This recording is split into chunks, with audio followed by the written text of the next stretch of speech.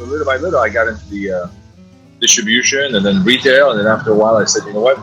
I love selling other people. I love cigars. I like selling other people's cigars, but wouldn't it be great if I could make my own cigar and try the business see what the business end is from that end. And I went to Honduras and opened a factory about 13, 14 years ago. And I did that for a few years, and that was wonderful. And then we made two brands called CSB and Ego. Eventually, we're in Nicaragua. We have land in Honduras.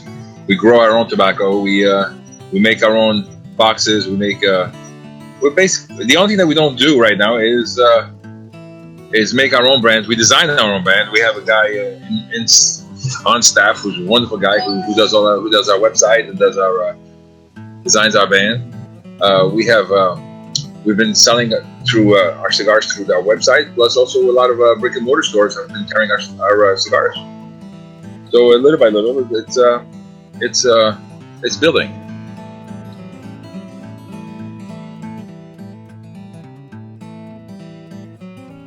That's a very good question, Dave. I really appreciate it. Nobody ever asked me. As a consumer, you actually start to appreciate the nuances of every cigar.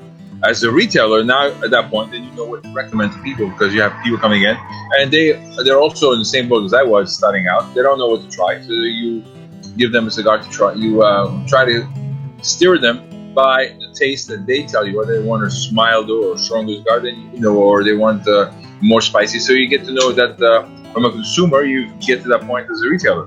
And distribution is basically the same thing. It's basically having cigars that people want to have on their shelves, and you carry them. In distribution, I went to the same.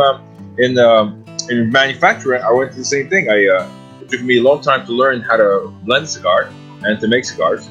So then people were asking me, why is it taking you so long to finally make a cigar? Great, you have everything going. You built everything. Now all you need are people to make cigars. Well, my answer was, if I can't smoke it, then how can I sell it? I have to be able to like my cigar before I can sell it. So it took me 6 months of blending until I finally know what I was doing, to be able to make a cigar. Now you can go on the other hand and say, well, why don't you have somebody else blend it for you? I figured, okay, again, it's a little paranoia. It's giving up the control of someone else knowing something that you don't know. And I wanted to learn that from the ground up. You don't need to know everything about everything, but you need to know a few things. For example, I don't need to know how to roll a cigar, but I need to know what goes into a cigar in order to be able to appreciate it. Like I need to know what the blend is, what leaves are going to go in there. So that I could do. The rolling of a cigar, I give to somebody else.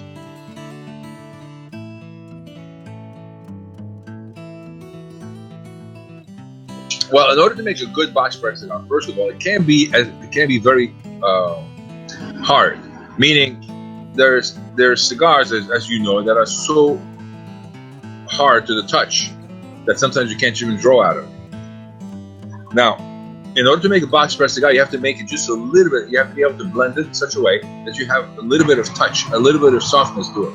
So when you blend it, when you box press it, which basically is a tray with the different width and size for the cigar, and then you have a tray of 24 cigars in, with a little separation between each one, and then you press it down. It has to be there for probably between 8 to 15 hours in order to keep the impression.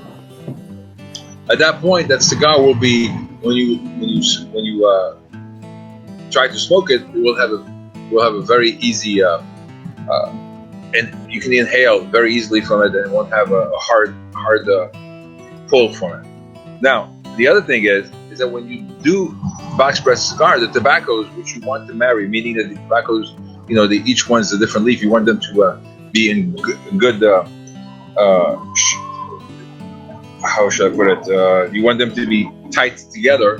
When you marry these cigars in box pressing, the flavor comes out much more easily than you would otherwise. It would take much longer in terms of time and aging.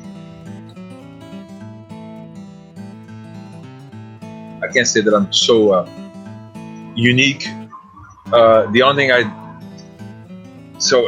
only thing that I found that very much is that we have some amazing fans that really like our cigars, and that we through all our ranges of cigars. I try to make cigars that you could last you through the day. You can have a cigar that you can smoke in the morning, and have a cigar that you can go probably around lunchtime, and a cigar that goes in the mid-afternoon, and a cigar that goes at night.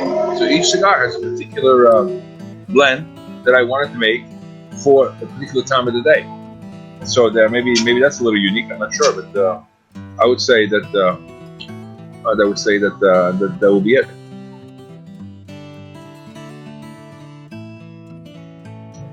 The amazing, incredible successes that I've had is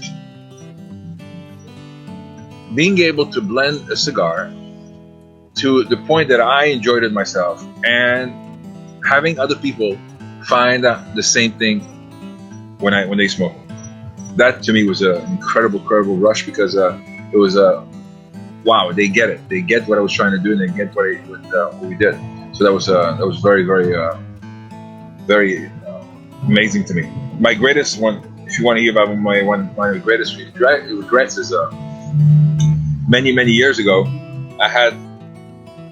When I had sold my building that we had for a long time, where we had our corporate headquarters and everything else, I had put all of my cigars in storage in order to find a place in the meantime. And my greatest regret is that the guy that the company that we had stored stole all our cigars. So wow. So those are the vintage cigars that we have a few left of, that today people are discovering and finding an amazing cigar. So if I had a million of those cigars again, that would be a dream come true.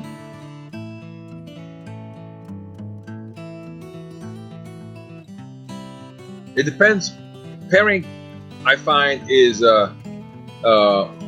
very particular in terms of what you're drinking at the time. For example, right now I'm smoking a CSB Habano, which is a very spicy, very strong cigar. So I want to pair it with something like a Sutcliffe whiskey that my friend makes, or something like a Balvenie single malt. Or as I'm now drinking, I'm drinking a very exotic tea, which is pomegranate and blackberry. Beautifully with it. So in terms of pairings, you have to find the. It's also absolutely a personal touch. It depends on what you.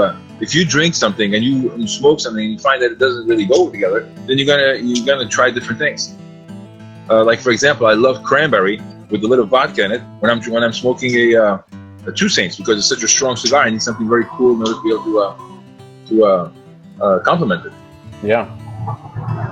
Awesome. Well, there you heard it, folks, from Felix himself, the master.